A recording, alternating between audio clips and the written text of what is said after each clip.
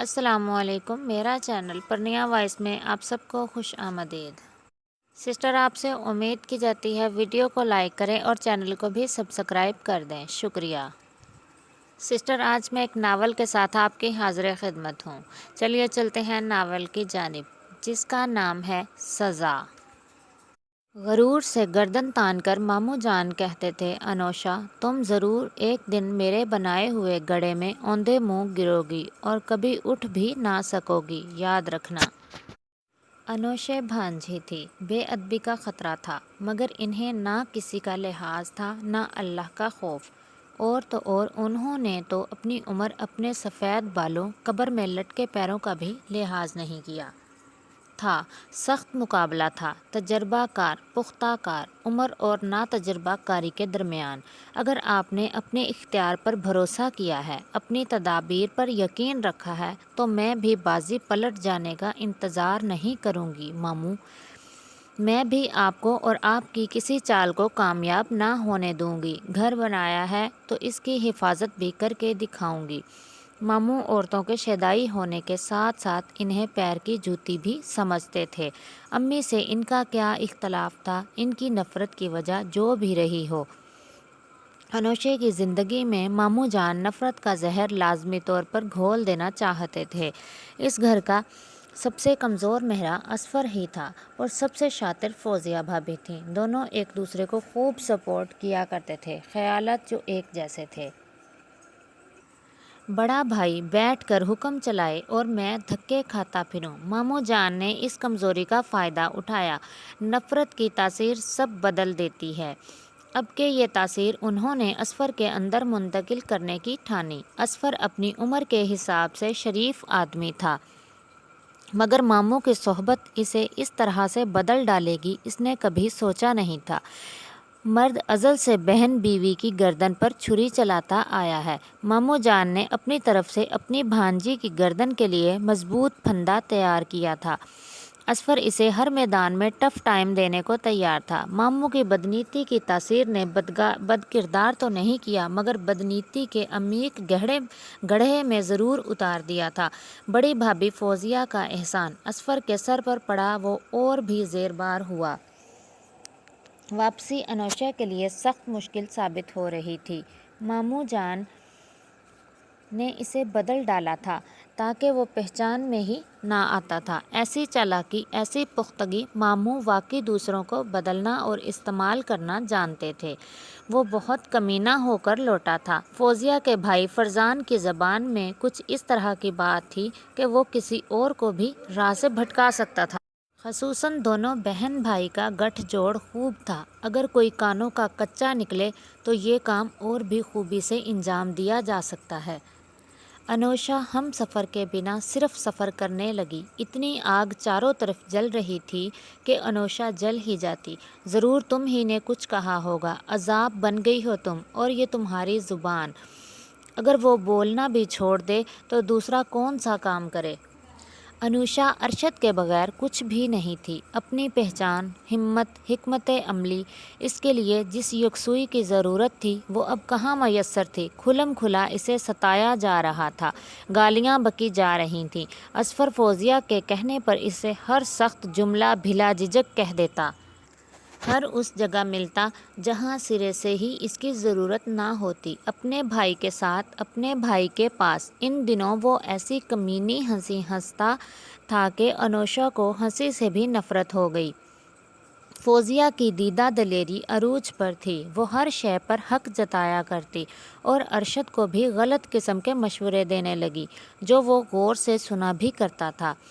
تمہاری بیٹی زہر پی گئی ہے۔ 2 سال کی ریما کس کے لیے زہر پیے گی؟ اندھیری راتیں اور اجالے ایک برابر ہو گئے تھے اس کے لیے۔ انوشا نے شیمپو کی خالی بوتل ریما کے ہاتھ سے لے لی تھی۔ فوزیہ کی آنکھیں شیطان سے مشابہ نظر آنے لگی تھیں۔ اکثر اصفر ریما کو دور پکی سڑک پر اکیلا چھوڑ آیا کرتا تھا، یا پھر گھنٹے 2 گھنٹے کے لیے ریما کو غائب کر دیا کرتا تھا۔ روز کے روز کی اسے ستائے جانے کی کہانی فرزان کو مزے لے لے کر سنائی جاتی۔ وہ چیختی روتی رہ جاتی، مگر کوئی اسے بتاتا نہیں تھا کہ ریما کو کون کہاں چھوڑ آیا ہے۔ ماموں کا دل بھی بہاروں کی زد میں تھا، تیر ٹھیک نشانے پر جا بیٹھا تھا۔ اور کیا چاہیے تھا؟ میری بیٹی سے تو کچھ ہوا نہیں، مگر اصفر بھائی تو بھائی ہے نا، بھائی کا تو حق ہوتا ہے، چولہے کی تاثیر ہوتی ہے، کیوں ثمینہ؟ ثمینہ فوزیہ کی بھابھی، جو وٹے سٹے میں ماموں کے ہاں بیاہ کر آئی تو تھی، اسے بھی فوزیہ کی سلامتی ہر حال میں مقصود تھی۔ جی ماموں، آپ ٹھیک کہہ رہے ہیں۔ فرزان شام سے پہلے تک گھر نہیں لوٹتا تھا۔ واپسی پر بہکے قدم، مخمور آنکھیں، اپنی خالی جیب، کہانی آپ سناتی تھیں۔ وہ کسی کے پاس جاتا نہیں تو کہاں جاتا ہے؟ حسن کے بازار۔ اس عمر میں کم عمری کہاں سے لائے؟ خصاب کی کالک نے تو اس کے چہرے پر اور بڑھاپا طاری کر دیا تھا۔ سب کا نشانہ، سارے زہریلے تیروں کا رخ انوشا ہی کی طرف تھا، اور اس طوفان کو موڑے کون؟ ماموں نے اصفر کو اس قدر طاق کر دیا تھا کہ وہ ہر گھٹیا حرکت کر لیتا تھا۔ اسے انوشا کو ستانے کے سارے گر سکھائے گئے تھے۔ چھوٹے بھائی کے علاوہ اور حق ہوتا کس کا ہے؟ انوشا کی کیا حیثیت؟ مخلص سے زیادہ بیوقوف جذباتی سے ارشد نے ان کا کتنا خیال رکھا تھا۔ جتنا بھی کمایا تھا سب انہی پر خرچ کیا تھا۔ ان کے سکھ کے بدلے خود دکھی رہ لیا کرتا تھا۔ مگر حضرت علی رضی اللہ تعالی عنہ کا وہ قول کتنا سچا ہے، نہ کہ جس سے بھلائی کرو اس کے شر سے خود کو بچاؤ۔ اور شر پسند اپنے ہی نمک حرام بہن بھائی ہوں تو ان سے بچنے کی کوئی سبیل کہاں؟ ارشد کانوں کا کچا اور بہن بھائیوں سے مخلص آدمی تھا۔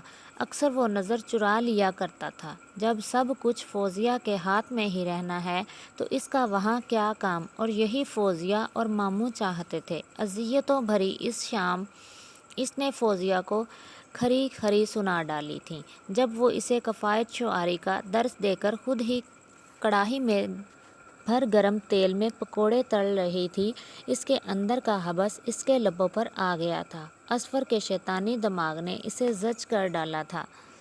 ساس اماں ٹسوے بہانے میں مصروف تھیں۔ اگر وہ بولے گی، زبان چلائے گی تو یہی ہوگا، اسے جانا ہوگا۔ ارشد نے اسے گھر سے نکل جانے کا حکم دے دیا تھا، بلکہ حکم کیا دینا تھا، وہ اسے لے کر چل پڑا تھا۔ فوزیہ ہلکا سا مسکراتے ہوئے اپنے کمرے میں چلی گئی تھی، البتہ اصفر گندے سیاہ دانت نکوستا کمینگی سے ہنس رہا تھا۔ انوشا بڑے دن آہیں ہواؤں کے سپرد کرتی پھرتی، پھر لوٹنا تھا، اسے لوٹ ہی آئی۔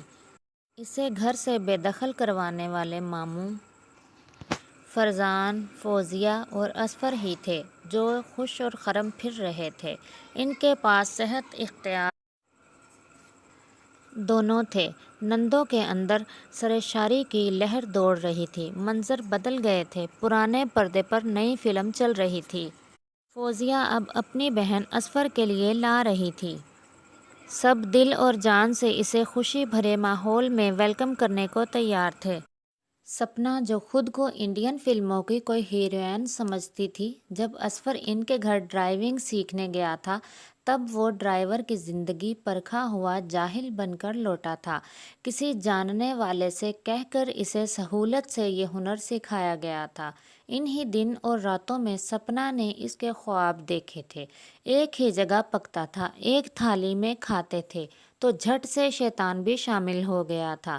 جبار ماموں اصفر کو دانہ ڈال چکے تھے، اب وہ آہستہ آہستہ چگنے لگا تھا۔ ماموں کے کئی دن کے بے غسلے وجود میں مستی بھر چکی تھی۔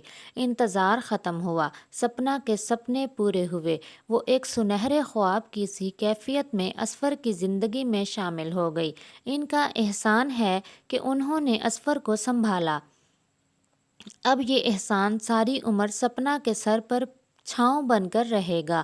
اس ارمانوں بھری رات بھی وہ انوشا کو فاتحانہ انداز میں دیکھنا نہیں بھولی تھی کہ اب وہ دو بہنیں ایک ہو گئی ہیں، تمہیں مل کر سیدھا کریں گے۔ ایک نظر تھی جس میں ڈھا دینے کا ارادہ تھا، اب وہ کس کس سے لڑے گی؟ ایک ہی تو گھر تھا جس میں سارے دشمن اکٹھے ہو گئے تھے۔ خود پر قابو پاتے ہوئے وہ سونے کی کوشش کرنے لگی،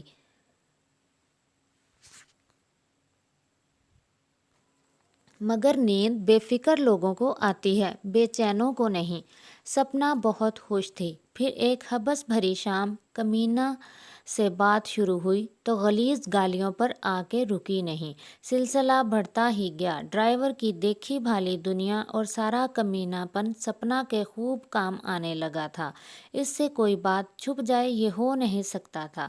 हर तदबीर नाकाम ठहरी। वो औरत और दुनिया पढ़ा मर्द बन चुका था, जिसे ना मोहब्बत की परवाह थी ना किसी का दिल टूटने की। मामू ने इसे ऐसा ही बना भेजा था, बचाव की कोई सूरत नहीं थी। समीना के कदम मजबूत हो चुके थे। अपना अजाब वो सर से उतार कर इसे अपनी ढाल बना चुकी थी। दिल के किसी कोने में कोई खलश नहीं थी। मामू एक बहू के बदले 2 बेटियां दे चुके थे। मरते हुए को पानी तक नहीं पीने दिया गया था। इनकी चाल इन पर ही उलट चुकी थी। घराने का कोई फायदा नहीं था। असफर, जिसे समझाए जाने के काबिल भी नहीं छोड़ा गया था, वो इन सब के लिए अजनबी हो चुका था। ना इसे सपना के सपने से कोई लेना देना था, ना बेटी को आशिक फंसाकर देने वाले मामू से। अरशद का कारोबार दिन दुगनी रात चौगनी तरक्की कर रहा था। जिस चलन में अनोशों को जलाना चाहा था, अपनी बेटी भेजी थी, उसमें खुद ही जल चुके थे। गीली लकड़ी की तरह जलती फौजिया, बड़ी बहन, फरजान भाई और खुद मामू की हालत दिन ब दिन खराब होती जा रही थी। असफर ने किसी का कोई एहसान नहीं माना था। इससे दुगनी गालियां, दुगने कोसने अनोशा रोज सुनती थी। दबे दबे थप्पड़ और हकारत सब सूद समेत लौट रहा था। क्यों ना लौटता, इसे लौटना ही था तो मेरे सामने हाथ जोड़कर फरियाद करेगी एक दिन। मामू के लहजे में गरूर बोल रहा था। उन्होंने कांटे बोकर गुलाब की उम्मीद रखी थी। मतलब समीना अरशद की मजलूम बहन है तो वो सब कुछ करवा कर कह सकते हैं, मैं तुम्हारे पास कभी नहीं आऊंगी। इन्हें कोई लिहाज नहीं था, न अपनी उम्र न अपने रुतबे का। असफर अपनी कंजूस तबीयत की वजह से सपना को जिंदा भी नहीं रहने देता था। एक मरे हुए सी कैफियत थी उसकी। कफायत शुआरी के नाम पर गर्म पानी पीती सपना फटे कपड़ों में मलबूस रोज़ इसके सख्त हाथों से पिटने के बाद कीड़ा लगे फल की तरह अंदर ही अंदर ख़त्म हो रही थी। दूर से आती हुई वो सपना थी, मगर सपना नहीं, सपना का ख्वाबों भरा ढांचा था। मामू पहचान नहीं पाए। नज़र भी काफ़ी कमज़ोर हो गई थी, भरम भी टूट चुका था। असफर तो जालिम निकला। इस नीम मुर्दा बीमार वजूद को एक रोज़ असफर उठाकर मामू के घर फेंक कर वापस आ गया था। मैं गरीब हूँ, बीमारी का खर्चा नहीं उठा सकता। ड्राइवर के साथ रहने वाले सपना का लटका मुंह बता रहा था कि इसकी ज़िंदगी के ड्राइवर ने कितनी सख्त ड्राइविंग की थी। दुख को अनोशा का नसीब बनाते उन्होंने अपनी बेटी को दुखों का घर कब्र बना दिया था। सपना बेपर की चिड़िया के बच्चे की तरह लाचार पड़ी थी। मैं इसका खुद इलाज करवाऊंगा। यतीमों की तरह पड़ा लावारिस सा गोद का बच्चा दूध के कतरे कतरे को तरसा हुआ था। दूसरे को बेबस करने वाले की बेबसी देखने वाली थी। हमने तो अच्छा ही किया था, आपने अच्छा नहीं सोचा था अब्बा। सपना का दिल पुकार उठा था। सपना का ये हाल कर दिया तुमने। बेटियों के बाप की जुर्रत कहीं दूर खलाओं में खो गई थी। सपना ने अपना कोई सपना पूरा होते नहीं देखा था। तंग दस्ती और जबर हमेशा इसने सहा था। गर्मी सर्दी के कपड़े तक नहीं, शैम्पू जैसी अय्याशियां तो दूर की बात ठहरी। अनोशा ने अपने रब का इंसाफ देख लिया था, मगर दिल साफ रखा था। पता नहीं रब कौन सी बात पर नाराज हो जाए। सपना भी वो नहीं रही थी। मामू की अकड़ भी काफ़ी हद तक निकल चुकी थी। वो अपने किए की सज़ा पा चुके थे। मौसम बदल रहा था। असफर जो बहुत कम मुस्कुराता था, मुस्कुराते हुए सपना के 2 नए सूट लाया था। बुरा वक्त गुजर गया था। इसका रवैया अच्छा होता जा रहा था। चलो अच्छा हुआ, अनोशा ने सोचा और अपने काम में मसरूफ़ हो गई। इस दौरान वो अपना अलहदा घर भी बना चुकी थी। फौजिया के चेहरे पर भी रौनक आ गई थी। बहन की अज़ियतनाक ज़िंदगी इसके सामने थी। वो इसकी कोई मदद नहीं कर सकी थी। हालात बदल गए थे। ہاں ارشد، تو میں کہہ رہا تھا کہ موبائل جیسے جاسوس سپاہی نے ماموں کی آواز ریکارڈ کر لی تھی۔ ماموں اپنے داماد کے بجائے ایک بار پھر ارشد سے رابطے میں تھے تاکہ اسے نت نئی جھوٹی خبریں سنا کر بدگمان کیا جا سکے۔ انوشا کے قدموں تلے سے زمین کھسک چکی تھی۔ اب پتہ نہیں کون سی بیٹی۔ یہ چند روز خاموشی صرف اپنی بیٹی کی پریشانی کی وجہ سے ہی تھی، ورنہ تو اگلے ہی روز سپنا پر ایک مرتبہ پھر لاتوں گھونسوں کی شدید بارش برس چکی تھی، اگرچہ وہ خفیہ ہی تھی، کیونکہ سپنا نے کسی عادی مجرم کی طرح چیخ پکار نہیں مچائی تھی، کیونکہ اصفر ایسا نہیں چاہتا تھا۔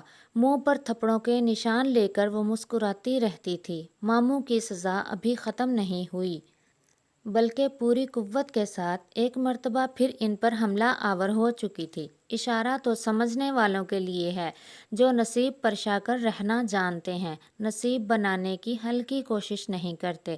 ایک بار پھر ماموں جان نے اپنے غرور کی سزا اچھے طریقے سے پانا شروع کر دی تھی۔